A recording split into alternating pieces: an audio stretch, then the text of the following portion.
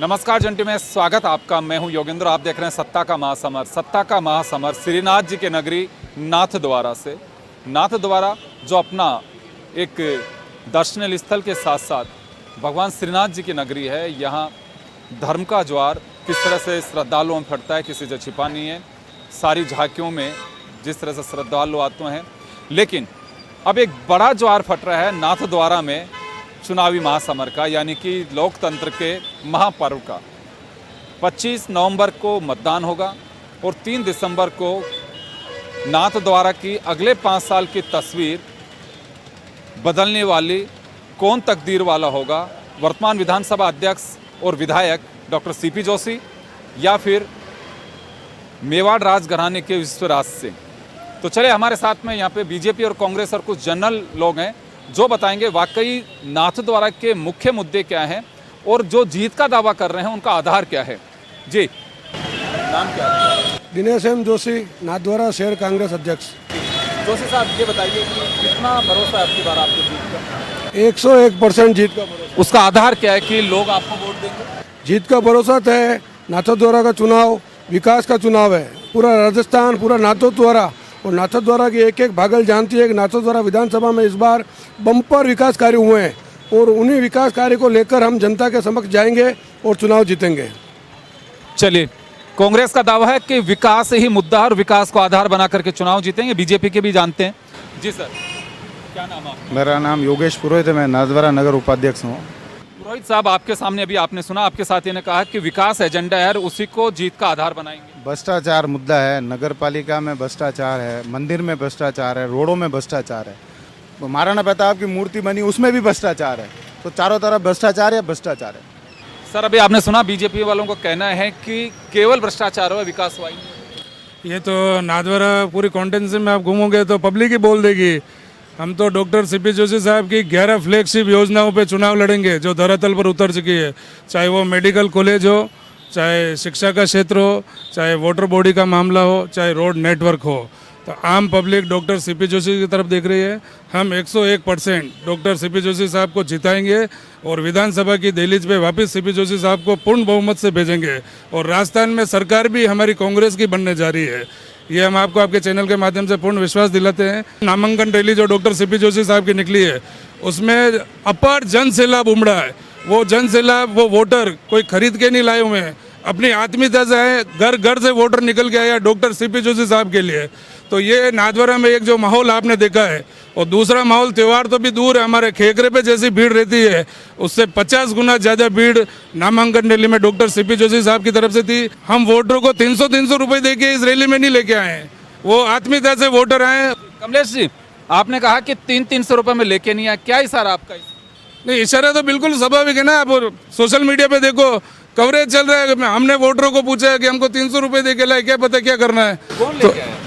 BJP party, clear बात। Sir, ऐसा रहा कि बीजेपी ने 300 रुपये दे करके नामांकन के लिए भीड़ जुटाई। ये सरासर झूठ है। भारतीय जनता पार्टी के कार्यकर्ताओं में जो उत्साह और जो लोग थे, इनकी रैली के अंदर मावली, गोगुंदा, कांकरोली के कार्यकर्ताओं को यहाँ लेके लाए थे और वो सभी वहाँ जुलूस के अंदर मोदी मोदी नारे लगा रहे थे। और क्या चाहिए आपको? चुनाव में कितना मुद्दा रहेगा और क्या मुद्दा रहेगा यहाँ पे? मेन मुद्दा रहेगा, हमारा कैंडिडेट है मेवाड़ राजघराने का। इन्होंने मेवाड़ की मातृभूमि के लिए महाराणा प्रताप से लगाकर राणा सांगा ने जो यहाँ बलिदान, त्याग, तपस्या की, आज वहाँ हमने ऐसे उम्मीदवार को उतारा है। वो इस क्षेत्र के विकास, यहाँ के स्वाभिमान, सम्मान, भ्रष्टाचार जो युक्त सरकार है राजस्थान की, उसको हटाने के लिए कृत संकल्प हैं हम लोग। और हमारा गांव में इतना लोग अपने आप जुड़ रहे हैं अपने हमसे।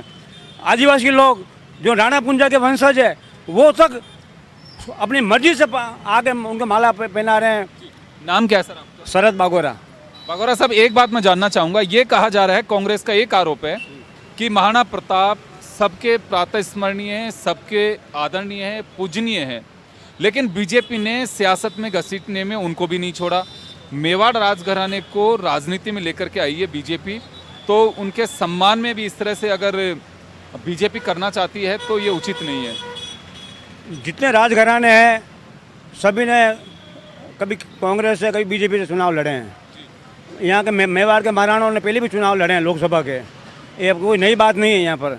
और रही बात कि इस पुल के नीचे हम खड़े हैं, ये पुल के नीचे 50 टैक्सी वाले अपना जीवन यापन करते थे, कितने लारी वाले यापन करते थे, उन सबको बेरोजगार कर दिया इन लोगों ने। चलिए कुछ और भी पब्लिक के लोग यहाँ पे खड़े हुए हैं जी। बाबा साहब नाम क्या है आपका? मेरा नाम सुरेश छापरवाल, अनुसूचित जाति जनजाति अल्पसंख्यक कल्याण संस्था का अध्यक्ष हूँ। क्या लग रहा है सर यहाँ पे क्या मुद्दे हैं? कांग्रेस ने जो काम कराए हैं वो पहले कभी नहीं हुए। वो इस 5 साल में जो सीपी साहब ने काम कराए, हॉस्पिटल, कॉलेज, मेडिकल कॉलेज, ये सब खुलवाए हैं।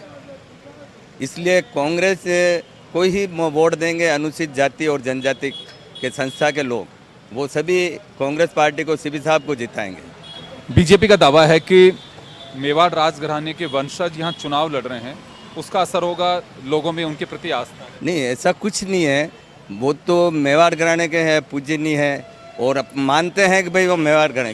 पहले भी यहाँ जो देश आज़ाद नहीं हुआ उसके पहले गोवर्धन लाल जी महाराज है इस मंदिर के, श्रीनाथ जी मंदिर के, उन्होंने कॉलेज बनाई, हॉस्पिटल बनाया कि नहीं कि महाराज ने कभी बनाया है। यहाँ नाथद्वारा में सभी महाराज ने बनवाया। आपका क्या नाम है? मेरा नाम प्रमोद। प्रमोद जी, मुद्दे क्या होने चाहिए चुनाव के अंदर? महंगाई, बेरोजगारी, कानून व्यवस्था, ये भी कुछ मुद्दा है? ये महंगाई तो है ही है। ये महंगाई 2014 के बाद में हुई है, पहले महंगाई नहीं थी। नहीं थी। सर ये व्यापारी हैं, इनका कहना है कि महंगाई बिल्कुल सिर चढ़ करके बोल रही है और 2014 के बाद में ज़्यादा सिर चढ़ करके आएगी। महंगाई तो मेरे को लगता नहीं है कि महंगाई है। जैसे आप श्रीमान मुख्यमंत्री जी ने जो झुंझुने बांटे हैं, जो झुंझुने उन्होंने बांटे थे, 600 रुपये का केंद्र गवर्नमेंट का जो सिलेंडर है वो 500 रुपये में दे रही है। और आज पेट्रोल के भाव जो है वो राजस्थान और गुजरात के आप मैच कर लो, 14 रुपये का फ़र्क है। तो एक आदमी रोज़ 1 किलोमीटर का पेट्रोल करता तो महीने का 450 रुपये का हो गया। तो वो हमारे जेब से लेके मुख्यमंत्री जी और उनको दे रही है। तो महंगाई इस तरह का कोई मुद्दा है नहीं है किसी तरह का। चौधरी साहब, महंगाई मुद्दा है? बिल्कुल नहीं। कैसे नहीं है? क्यों? जीडीपी बढ़ी है, औसत आय बढ़ी है। और आज अगर धान की फसल और इनका अगर समर्थन मूल्य नहीं बढ़ेगा तो किसान आंदोलन करेंगे। आज या तो किसान सड़क पे आएंगे, किसानों को रोकना है तो कुछ तो बर्दाश्त करना पड़ेगा। महंगाई मुद्दा लगता है आपको? महंगाई से प्रभावित है सर। 1000 रुपये लेके सब्जी लेने जाना पड़ रहा है। ऐसी स्थिति बना रखी है देश में और हर जो मध्यम वर्ग का आदमी वो परेशान हो रहा है सर। आपने कहा कि नाथद्वारा के मुद्दों पर, आप बताइए नाथद्वारा का मुद्दा क्या है? नाथद्वारा का मेन मुद्दा सर विकास है। इनके 10 वर्ष पूर्व कल्याण सिंह जी चौहान साहब 10 वर्ष तक विधायक रहे। एक विकास का कार्य उन्होंने किया हो तो बता दीजिए। जवाब दिलवाता हूँ, एक विकास का कार्य बताइए। सबसे पहले तो आपका चैनल का स्वागत है। ये विकास का दावा कर रहे हैं, विकास कहाँ विकास है?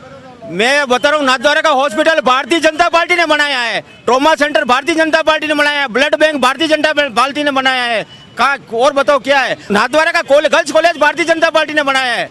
आप एक विकास की बात कर रहे हो, 10 विकास बता रहे हैं। सबसे पहले तो ये बस स्टैंड की बात की इन्होंने कि अभी टैक्सी वालों को बेरोजगार किया है। 50 टैक्सी अभी भी 50 टैक्सी खड़ी है, कोई बेरोजगार नहीं हुआ है। यहाँ पर कह रहे लारी हटी है। बात सुनो, तो आज स्मार्ट सिटी की बात करता है नरेंद्र जी मोदी देश में, उन्होंने नहीं बनाई स्मार्ट सिटी। पर नाथद्वारा को स्मार्ट सिटी बनाने में सबसे ज्यादा किसने काम किया? डॉक्टर सीपी जोशी साहब ने। और सुनो आप, ये नेशनल हाईवे 8 है, मोहनलाल सुखड़िया, उन्होंने नेशनल हाईवे 8 पास की, उसको 4 लेन में तब्दील डॉक्टर सीपी जोशी ने की। उन्होंने नन संबंध बनाया, उसके ऊपर बाकी डॉक्टर सीपी जोशी ने बनाई। उन्होंने खारी फीडर बनाई, खारी फीडर को चोरी करने का सीपी जोशी ने किया।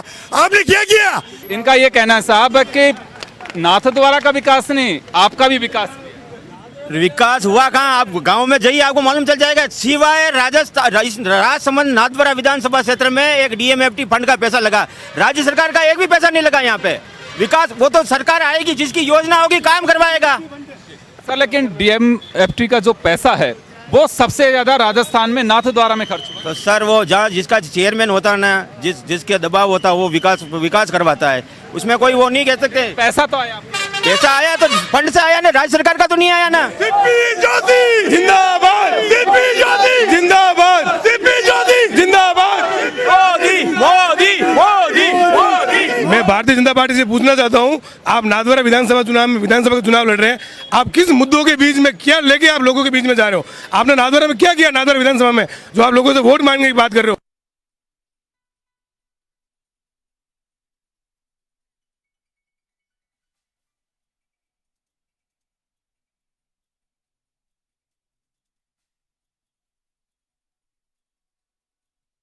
महेश जी, कांग्रेस का ये कहना है कि वर्तमान जो प्रत्याशी हैं नाथद्वारा से बीजेपी के, उसके बारे में पार्टी को बोलना चाहिए बजाय मोदी मोदी के नारे लगाने। मोदी के नारे तो इसलिए लगाते हैं कि मोदी इंडिया का आइकॉन है, और जब इनकी रैली में मोदी मोदी के नारे लग सकते हैं तो हमको उनके भक्त 1000 बार लगाएंगे। पहली बात का जवाब तो मेरा ही।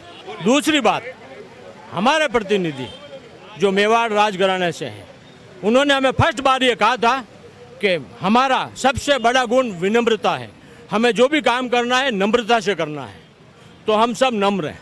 उन्होंने कहा कि हम विकास उनकी पीढ़ियां करती आई है, विकास आज से नहीं हो रहा है, उनके ब्लड में विकास कराना। उन्होंने प्रजा का पालन पोषण लालन पालन किया, बहुत से काम किए जो उन्होंने अभी तक नहीं गिनाया और हम भी नहीं गिनाएंगे। पार्टी लाइन से अलग हट करके एक चर्चा होती है विधानसभा में कि doctor CP Joshi party line से अलग हट के भी बात करते हैं, वो द्वेषता नहीं रखते। उनका एक स्पीच का मैं कोट जरूर करना चाहूँगा कि जब तक चुनाव लड़ते हैं, जब तक आप पब्लिक की चॉइस होते हो, अगर किसी भी विधायक को जिता करके पब्लिक भेजती है तो फिर आपके पास में ये चॉइस नहीं होती डेवलपमेंट की, आपको सभी का विकास करना चाहिए, तो फिर ये कहीं पे विकास का कोई मुद्दा बनता है। मेरी बात सुनिए, वो यहाँ के स्थानीय विधायक हैं और मेरे मोहल्ले के मेरे पड़ोसी है, उसमें कोई दिक्कत नहीं, हम सब उनका दिल से सम्मान करते हैं। जहाँ काम की बात है तो काम की बात में 100% भेदभाव होता है। आप नाथद्वारा के वार्डों में घूम लो, जहाँ कांग्रेस के पार्षद हैं उनके वार्ड देख लो, और भाजपा के जो पार्षद हैं उनके वार्ड देख लो, आपको दूध का दूध पानी का पानी हो जाएगा। रही बागेरी की बात, नो डाउट इन्होंने प्रयास किया, अच्छी बात है, कोई बुराई नहीं। पैसा तो अटल जी ने दिया था ना 128 करोड़ रुपए, तो पैसा केंद्र से आया, तो हम भी, हमारी उसमें सहभागिता तो है ना भाजपा की। पैसा नहीं था, किसी ने कोई एहसान नहीं किया, पर मैं गिना नहीं रहा हूँ। आप कह रहे हैं हमने बनाया, तो सहभागिता तो भाजपा की भी है ना, कि उस समय हमारे पीएम थे। वो नाम बताइए। सुमेर सिंह चौहान, साहब बताइए। ब्लॉक में प्रवक्ता हूँ मैं। महंगारत के मुद्दे पे बात करता हूँ। मोदी जी ने और अमित शाह ने ये स्टेट का चुनाव नहीं होके इसको राष्ट्रीय लेवल का मान लिया है। पहली बात तो ये बतावे कि यहाँ मुख्यमंत्री मोदी जी बनेंगे या अमित शाह बनेंगे। जहाँ महंगारत की बात करते हैं, 2012 में जब मनमोहन जी की सरकार थी, 50 रुपये गैस सिलेंडर पे बढ़े, ओनली 50, 450 से 500 रुपये किए। मोदी जी जब तत्कालिक मुख्यमंत्री थे गुजरात के, उन्होंने संपूर्ण भारत बंद कराया।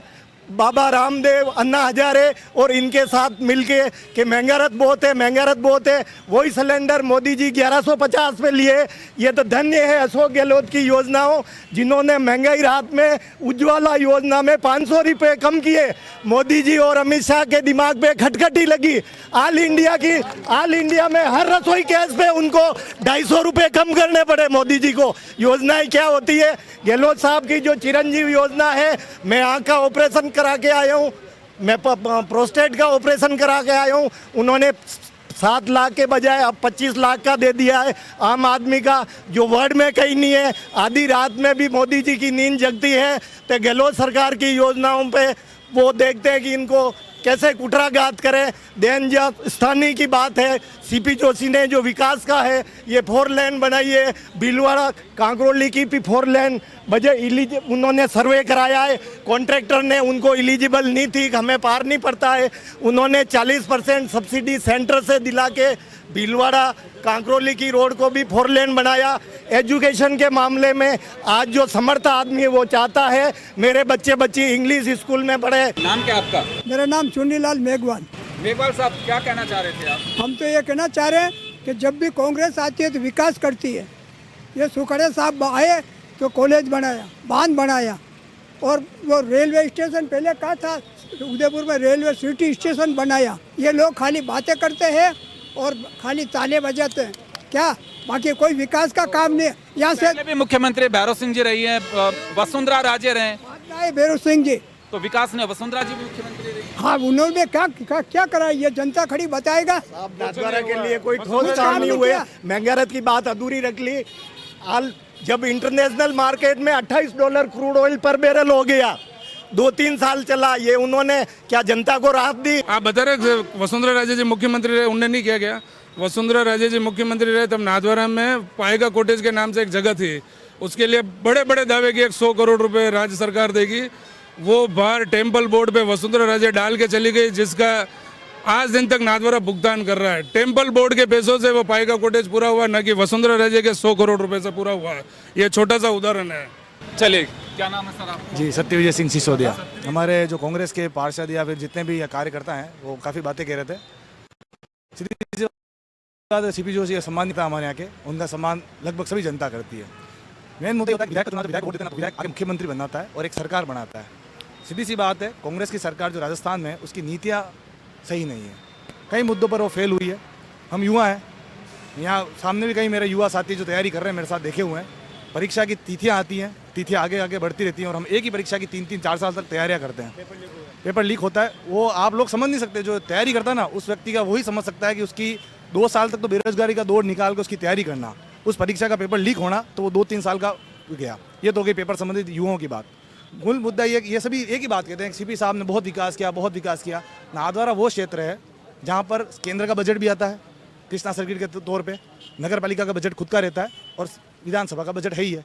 सीधी बात है, विकास चाहे यहाँ कोई भी होगा, विकास नॉर्मल विकास सभी कराएंगे। पार्टी लाइन से लड़ रहे, चुनाव के मुद्दे क्या? नहीं, चुनाव के मुद्दे सारे होने चाहिए। होना क्या चाहिए? क्या मैं क्या बता रहा हूँ ना, मुद्दे विकास भी होने चाहिए, मुद्दे आपकी विचारधारा का भी होना चाहिए। जिस विचारधारा को हम चुनते हैं वो विचारधारा आगे किस प्रकार अपना प्रतिनिधि करती है वो भी देखा जाता है। केवल मात्र विकास मुद्दे विचारधारा बची हुई है अब किसी पार्टी की? बिल्कुल है, कैसे नहीं है।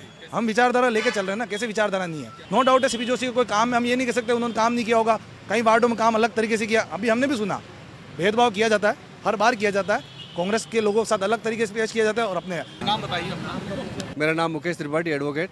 क्या मुद्दा है आपकी बार नाथद्वारा में चुनाव? नाथद्वारा में मात्र एक ही मुद्दा है, नगर पालिका का भ्रष्टाचार। नगर पालिका का भ्रष्टाचार और विकास के नाम पर जो कमीशन खोरी कांग्रेस के द्वारा की गई है, उसके विरोध में जनता वोटिंग करेगी। भ्रष्टाचार का मुद्दा पहले भी आ चुका है, लेकिन आपने ताजा उठाया तो ये जवाब देने के लिए आतुर भी हैं। मुकेश जी जो ये चीज़ बता रहे हैं कि भाई ये पेंटिंग में भ्रष्टाचार हुआ, महाराणा जी की मूर्ति लगी उसमें भ्रष्टाचार हुआ, तो ये खुद एडवोकेट है, सर्कुलर की कॉपी निकाल ले हुए कहाँ भ्रष्टाचार हुआ, क्या कहाँ कुछ हुआ। इनके विपक्ष के नेता प्रदीप जी काबरा, नेता प्रतिपक्ष है, क्यों उनने विरोध नहीं किया? भ्रष्टाचार हो रहा था तब सो रहे थे क्या ये? जब काम चल रहा था इतने जमा पे, मैं नाम नहीं लेना चाहता हूँ पर आज दर्द है जो बोलना चाहता हूँ इनके सामने। 69A के जो पट्टे बटे हैं उसमें आप ही वकील साहब हैं और इनके साथी ने 50-50 हज़ार रुपये लेके पट्टे दिलवाए लोगों को। ये भ्रष्टाचार नहीं है क्या? हमारे पास आदमी है, हमारा ठेकेदार है, उनने जब चला के बोला हमारे से 50,000 रुपये लिए गए और पट्टे दिए गए और उनको रुलाया गया है। ये सब भ्रष्टाचार कांग्रेस ने नहीं किया है। ये जितना भी कार्य हुआ आप सर्कुलर मंगवाओ, सर्कुलर देखो और सारी चीज़ को समझो। दूसरा वो बता रहे थे हमारे एक भैया की कर्ज कर लिया है, राजस्थान सरकार ने कर्ज ले लिया 155 लाख करोड़ का कर्जा मोदी सरकार ने किया है। तो वो देश के ऊपर भार नहीं है तो क्या है? हमारे देश में नीति बना के काम करने का अगर कार्य किया है तो कांग्रेस पार्टी ने किया है और डॉक्टर सीपी जोशी साहब ने किया है। एक भैया बता रहे थे एक विधानसभा में झुकाव सीपी जोशी का पक्ष की तरफ ही रहता है।